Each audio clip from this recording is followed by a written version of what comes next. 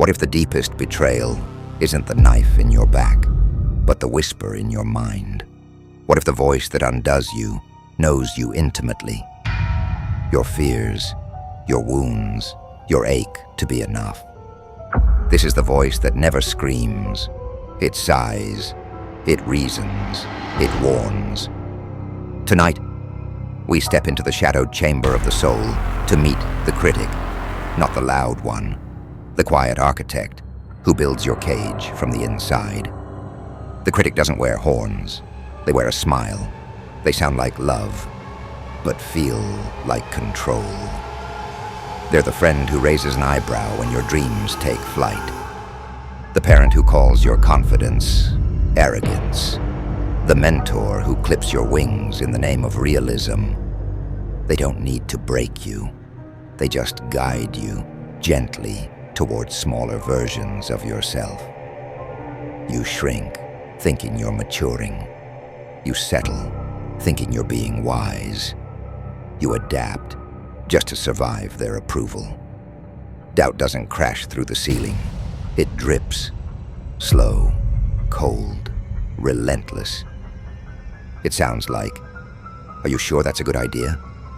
It's just, you don't want to embarrass yourself. Some people just aren't built for that. You absorb it, you internalize it, and soon, their doubt becomes your voice. You hesitate before joy. You apologize before speaking. You flinch at your own reflection. And the worst part?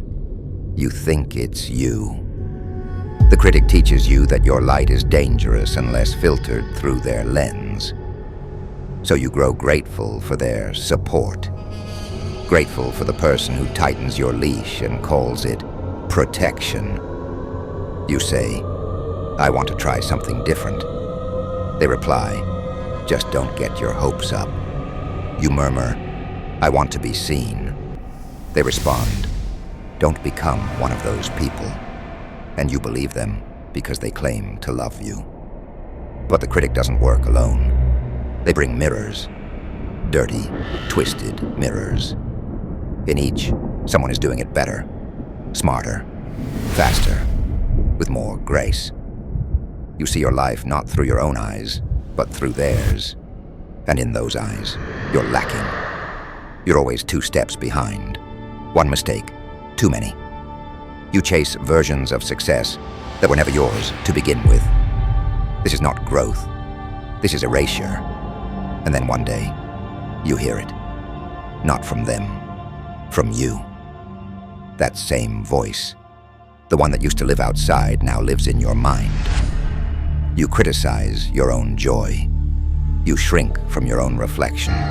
You sabotage your own becoming. The critic doesn't just shape your world. They become part of your identity. You think, if I just improve a little more, I'll finally make them proud. I'll earn their love. But love that must be earned by abandoning yourself is not love. It's captivity. But every spell has a counter spell.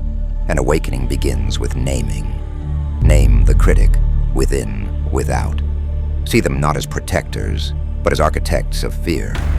Not as lovers, but as sculptors of shame. Write down their phrases. Hear how they echo. Feel how they twist your breath. And then, light a fire beneath each one. I'm not too much. I'm finally enough to overflow. I'm not unrealistic. I am limitless in a world that fears expansion. I'm not behind. I am blooming in my own season. Rebuild your altar with sacred truths. My worth is inherent. I don't need permission to exist. I'm not someone else's project. I'm allowed to take up space. Affirm it every time you're tempted to disappear. Affirm it when love feels conditional. Affirm it when silence feels safer than truth.